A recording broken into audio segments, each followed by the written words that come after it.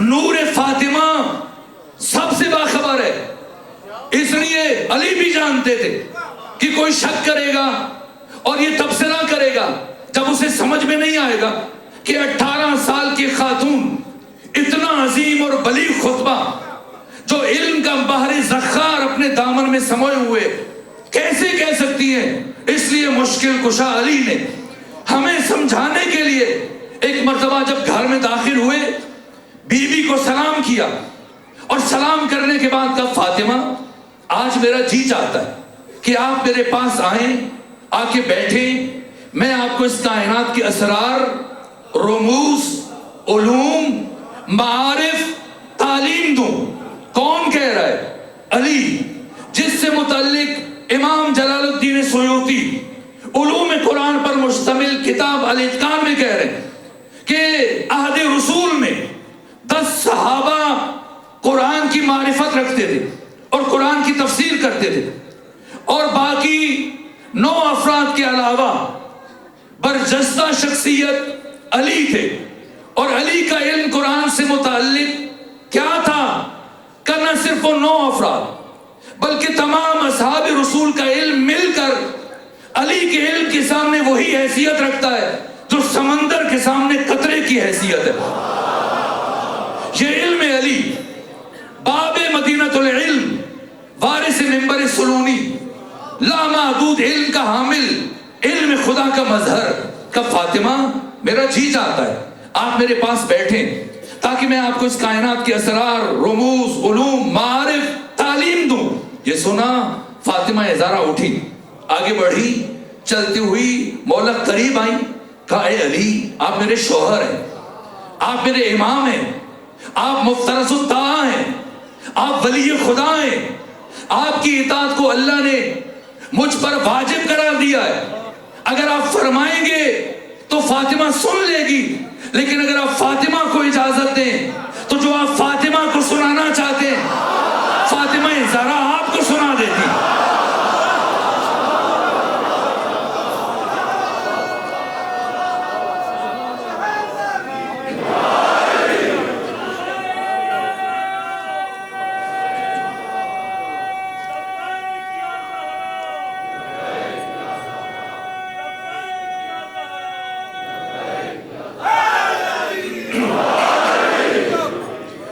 علم الہیہ کا مظہر فاطمہ زہرا گھر سے مسجد کی طرف جا رہی ہے، ام سلمہ آگے بڑھی اور کچھ خواتین، 3 ازواج نبی کے علاوہ باقی سب خواتین نے خواہش کی، جن میں سب سے آگے ام سلمہ تھی، اجازت دیں ہم بھی آپ کے ہمراہ چلیں۔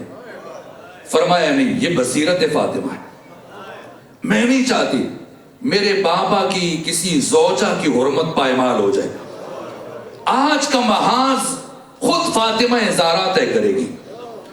بنو ہاشم کی خواتین کے جھرمٹ میں گئی، پہنچی، خطبہ دیا۔ میرے عزیزوں، اگر پروردگار نے کبھی توفیق دی خطبہ فاطمہ سے متعلق کچھ نہ کچھ عرض کرنے کی کوشش کروں گا۔ مجلس کا اختتام ہو رہا ہے، خطبہ دیا، سوال فاطمہ زہرا کیوں گئی دربار؟ فتح کے لیے۔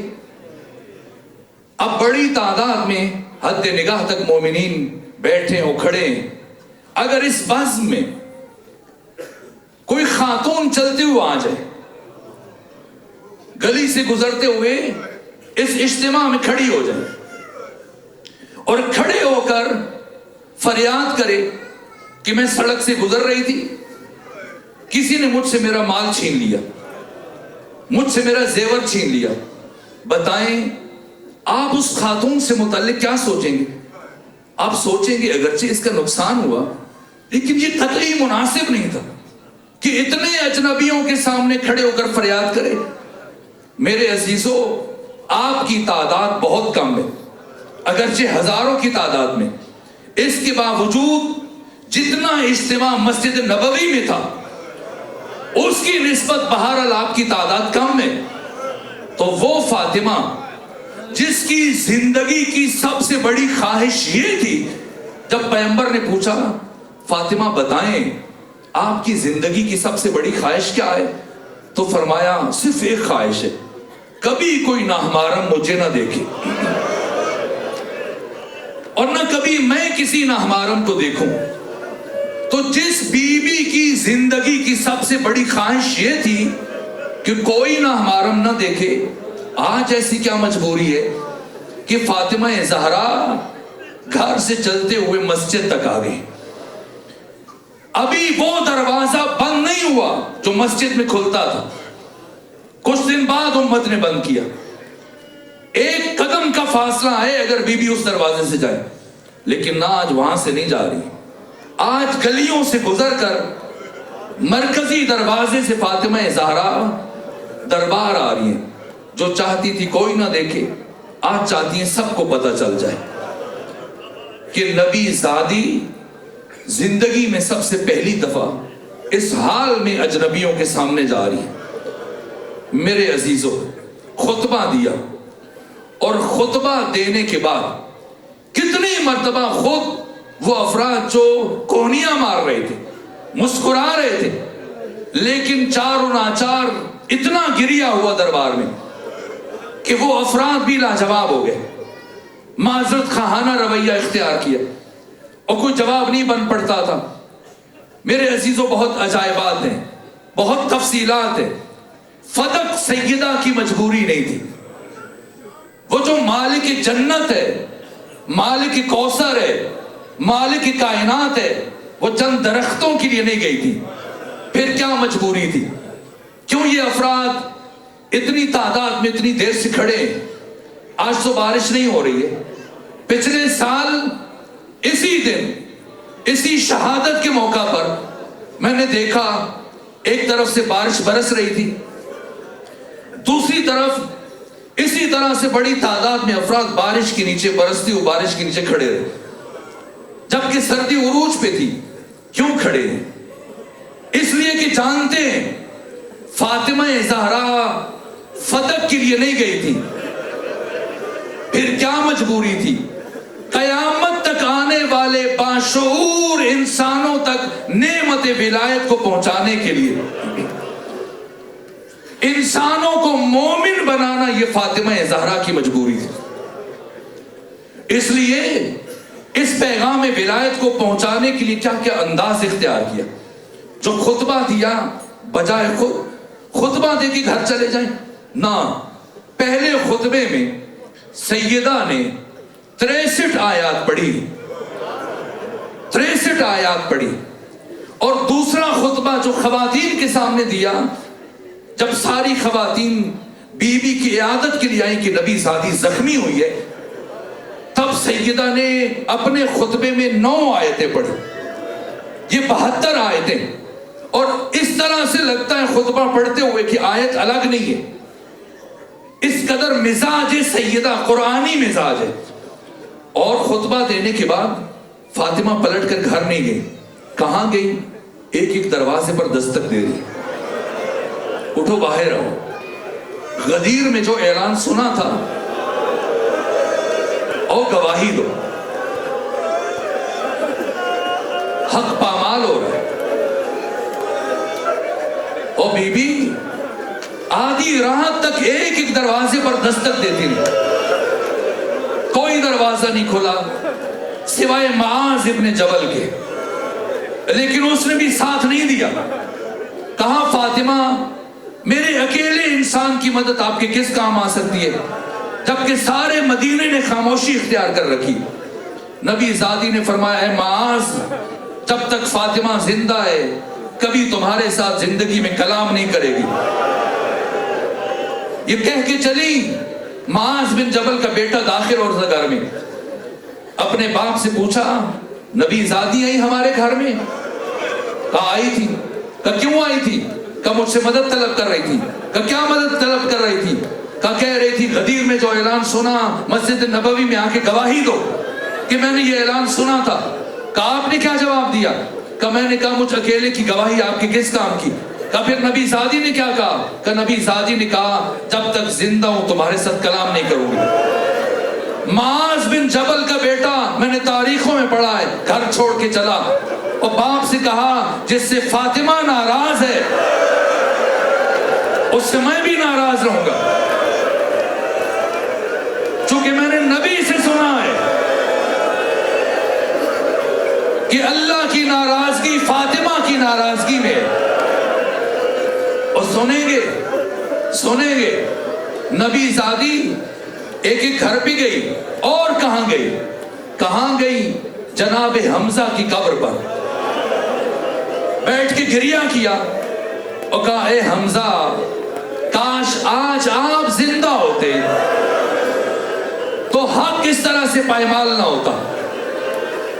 بی بی بیٹھی تھی، محبوب ابن لبیب وہ اپنی بیوی کے ساتھ گزر رہا تھا، پوچھا بیوی سے کہا جا کے پوچھو بیوی سے کہ میں نے سنا ہے کل نبی زادی دربار گئی تھی، جا کے پوچھو کیوں گئی تھی، کیا واقعاً خلافت علی کا حق تھا؟ سیدہ نے فرمایا مگر تمہیں کچھ شک ہے؟ دوبارہ اس نے بیوی کو بھیجا کہ خلافت علی کا حق ہے تو دلیل کیا ہے؟ سیدہ نے فرمایا انسیتم الغدیر، کیا تم نے غدیر کو بھلا دیا؟ غدیر علی کی خلافت پر دلیل ہے۔ پھر اس نے تیسری مرتبہ زوجہ سے کہا جا کے پوچھو اگر خلافت علی کا حق ہے اور غدیر علی کی خلافت پر دلیل ہے تو علی خود کیوں نہیں گئے، آپ کو کیوں بھیجا؟ تو اب نبی زادی کے چہرے پر جلال آیا، فرمایا کیا تم نے میرے بابا محمد مصطفیٰ سے نہیں سنا تھا کہ علی کی مثال اس امت میں مثل کعبہ ہے، کعبہ کبھی بھی لوگوں کا طواف نہیں کرتا، لوگوں پر واجب ہے کہ وہ کعبے کا طواف کریں۔ علی ایسا امام نہیں جو لوگوں کے پیچھے دوڑے، مجھے مان لو میں تمہارا خلیفہ ہوں، علی کو تمہاری ضرورت نہیں ہے، تمہیں علی کی ضرورت ہے۔ فاطمہ پلٹ کے آئیں، لیکن حزب حاکم کو احساس ہو گیا کہ اگر یہ بی بی زندہ رہ گئی اور اسی طرح سے لوگوں کی ہدایت کرتی رہی تو ہمیں کوئی اس مسند پر نہیں چھوڑے گا۔ اس لیے حزب حاکم نے طے کیا جیسے بھی ہو اس شمع ہدایت کو گل کر دیا جائے، اس چراغ ہدایت کو خاموش کر دیا جائے۔ کیا ہوا؟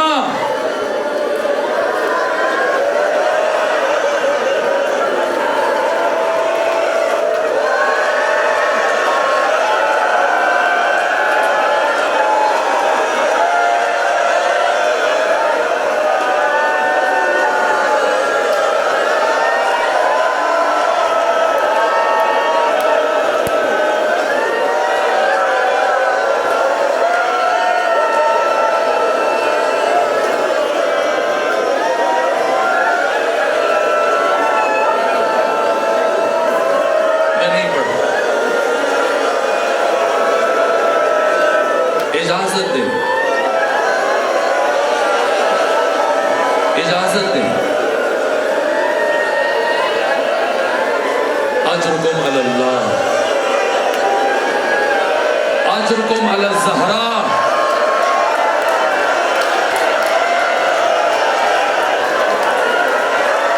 اجرکم علی الفاطمہ۔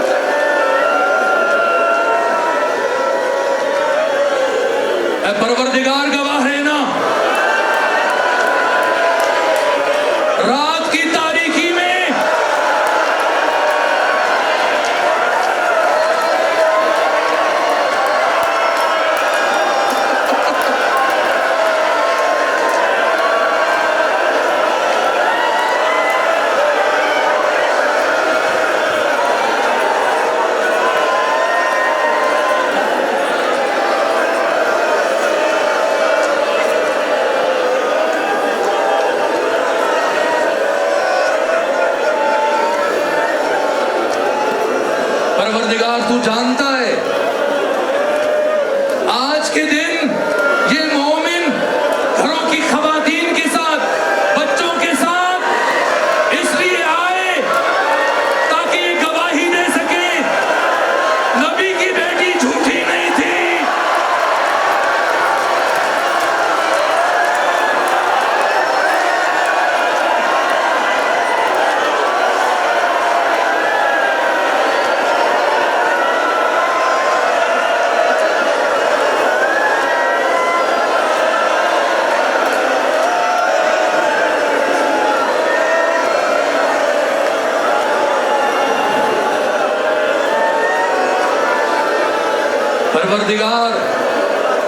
परवरदिगार हम बहुत गुनहगार हैं, लेकिन हमें क़यामत के दिन कभी उनके साथ माशूर न करना।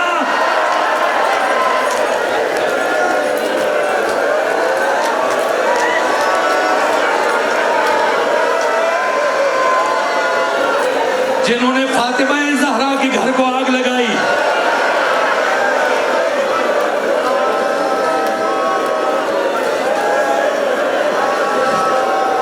मेरे अजीजों, चंद जुमलों की इजाजत, चंद जुमलों की इजाजत।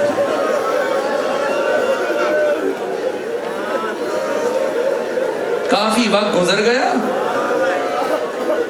अली को ले जा रहे हैं, ऐसे आलम में कैफियत क्या है? अरे आपके दिलों में तो विलायत का नूर है, किस किस की हालत मुतगय्यर हुई जब अली के गले में रस्सी थी।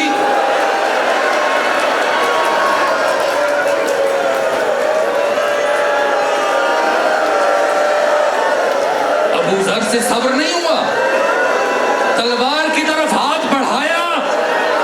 अली ने सलमान की तरफ देखा, सलमान दौड़े, कहा अबू जर क्या तू फातेह खैबर से बड़ा शमशीर जान है? आज अगर फातेह खैबर तलवार नहीं उठा रहे, मेरे अजीजों, मैंने कई किताबों में ये रिवायत देखी है, एक यहूदी जो गुजर रहा था, जैसे अली को इस हाल में देखा, इस हाल में देखा, वही खड़े खड़े, ये पैगंबर का हमसाया था, पैगंबर ने कई मर्तबा ऐसे इस्लाम की दावत दी, इसने इस्लाम कबूल नहीं किया, यहूदी रहा। लेकिन आज जब अली को इस हाल में देखा, जैसे ही देखा अली के गले में रस्सी है, कुछ ओबाश अली को खींच रहे, वही खड़े खड़े इस यहूदी की जुबान से जुमले अदा हुए, ला इलाहा इल्लल्लाह मुहम्मदुर रसूलुल्लाह अलीयुन वलीयुल्लाह। एक मुसलमान सहाबी आगे बढ़ा, मुसलमान सहाबी आगे बढ़ा, कब पैगंबर ने तुम्हें कई मर्तबा जिंदगी में दावत दी, तूने कलिमा नहीं पढ़ा, क्या देखा कि तू कलिमा पढ़ रहा है? कि मैं इस इंसान को जानता हूं, इस अली को। जब कितने दिन तक ये बाकी अफराद किले खैबर को फतह नहीं कर सके थे, मैंने उस दिन अली की शुजाअत देखी थी, जिसने एक जुम्बश दस्त से दरे खैबर को फिजाओं में उछाल दिया था। आज उन्हीं अफराद के हाथों असीर बना है। कुछ तो बात है। अगर मुस्तफा का जानशीन बरहक ना होता,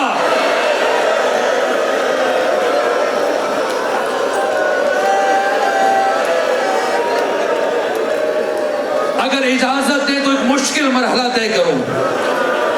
मैंने अभी तक उस मुसीबत का आगाज नहीं किया जो इरादा करके आया था, लेकिन उसका एक हिस्सा पढ़ने की इजाजत दे दीजिए। मेरे अजीजों, अली के गले में रस्सी है, दुश्मन अली को खींच रहा है, नबी ज़ादी ने अपना हाथ अली के दामन में डाला।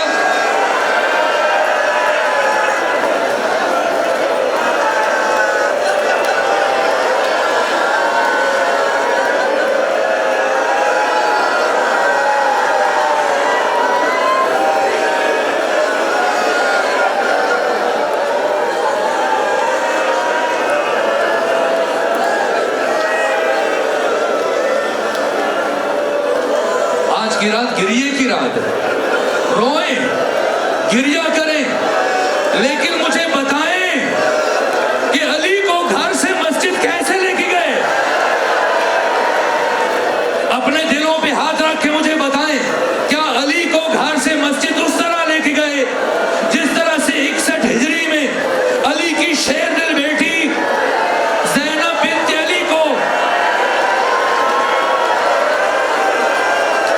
نہیں عزیزو، نہیں، علی کو اتنی بے ادبی سے لے کے گئے، فاطمہ زہرا پہلو قدر بھول گئی۔ بہرحال علی کو گھر سے لے کے مسجد پہنچے۔ اب سنیں گے کیا ہوا، آپ سے نہیں سنا جا رہا۔ حسین انصاریان، آیت اللہ حسین انصاریان تہران حسینیہ ارشاد میں سیدہ کی شہادت پڑھ رہے تھے، اور جب شہادت پڑھی اور اس کے بعد مومنین نے خواہش کی آج آخری مجلس ہے، آپ ہمارے ساتھ بیٹھ کے لنگر تناول کر لیں، ہمارے ساتھ بیٹھ کے نیاز تناول کر لیجئے۔ مومنین کی خواہش کے احترام میں حسین انصاریان ان کے ساتھ بیٹھ گئے اور ان کے سوالوں کے جواب دیتے رہے، لنگر تناول کیا۔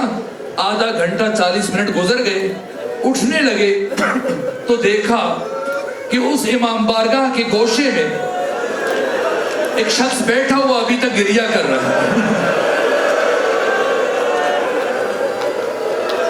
گریہ کر۔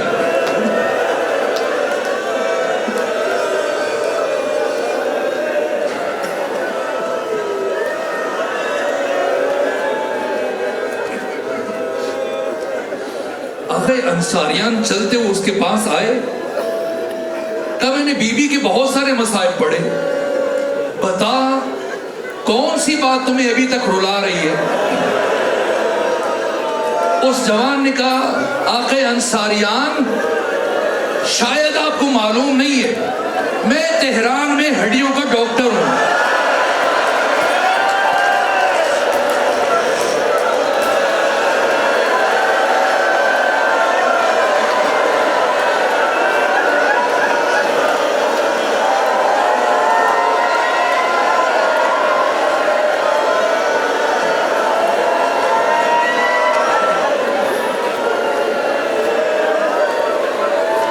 اور ابھی آپ نے مجلس میں پڑھا ہے کہ بی بی کی پسلیاں ٹوٹ گئی تھی۔ تو میں جانتا ہوں اگر کسی انسان کی پسلیاں ٹوٹ جائیں تو اس کے لیے سانس لینا مشکل ہو جاتا ہے، اور آپ نے بتایا کہ بی بی 75 دن زندہ رہی۔ سوچ رہا ہوں کہ بی بی ان ٹوٹی ہوئی پسلیوں کے ساتھ کیسے زندہ رہی۔ میرے عزیزو، جس حالت میں ایک انسان کے لیے سانس لینا ممکن نہیں ہوتا، مشکل ہوتا ہے، اب سنیں گے اس حالت میں سیدہ زہرا کیا کیا۔ اس حالت میں گھر سے مسجد کی طرف چل پڑے، کبھی اٹھتی ہیں کبھی بیٹھتی ہیں، حسن و حسین ساتھ ہیں، کبھی دیوار کا سہارا لیتی ہیں، کبھی فضا کا سہارا لیتی ہیں۔ بڑی مشکلوں سے فاطمہ زہرا مسجد جا رہی ہے۔ کیوں جا رہی ہے؟ جس حالت میں ایک خاتون کے لیے سانس لینا مشکل ہے، اتنی مشکل سے چلتے ہوئے نبی زادی کیوں جا رہی ہے؟ اس لیے جا رہی ہے، فاطمہ جانتی ہیں جو لوگ علی کو رسیوں میں باندھ کے لے کے گئے ہیں وہ علی سے بیعت کا مطالبہ کریں گے، اور علی زندگی میں کبھی بیعت نہیں کریں گے، اور جب علی بیعت نہیں کریں گے تو یہ علی کو مبادا شہید نہ کر دیں۔ امامت کو بچانے کے لیے فاطمہ زہرا گھر سے مسجد تک آئیں، اور جب آئیں تو کیا دیکھا ہے؟ علی کے گلے میں رسی ہے، علی زمین پر بیٹھے، لوگ کرسیوں پر بیٹھے ہیں، ایک شخص کے ہاتھ میں تلوار ہے، وہ علی سے مطالبہ کر رہا ہے علی بیعت کرو ورنہ قتل کر دوں گا۔ اس حالت میں نبی زادی پہنچی، جیسے ہی مسجد نبوی میں داخل ہوئی وہ حافظہ ولایت کیا کام کیا؟ کہا اچھا تم علی سے بیعت لینا چاہتے ہو، تم علی سے بیعت مانگو، میں ابھی اپنے بابا کی قبر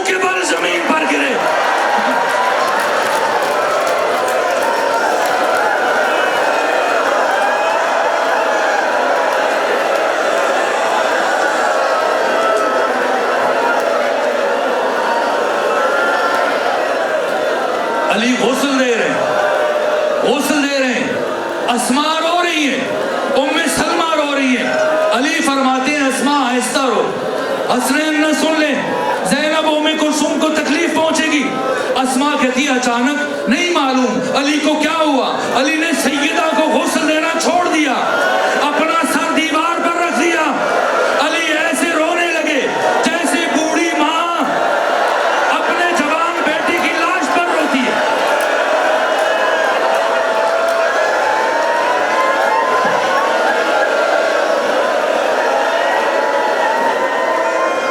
اسما کہتی علی آپ تو مجھے منع کر رہے تھے، خود کیوں رو پڑے؟ کہا اسما فاطمہ کی مظلومیت پر روتا ہوں۔ ارے فاطمہ نے مجھے کبھی نہیں بتایا، علی میری ساری پسلیاں ٹوٹ چکی۔ بس آخری جملے عرض کروں، غسل مکمل ہوا، کفن دیا گیا، اور اب کسے بلایا گیا؟ سب سے پہلے حسن آئے، اپنی ماں کی زیارت کی، پھر حسین آئے، لیکن آ کر دروازے پر رکے۔ علی فرماتے ہیں بیٹا حسین آگے بڑھیں، کیا ماں کے چہرے کی زیارت نہیں کریں گے؟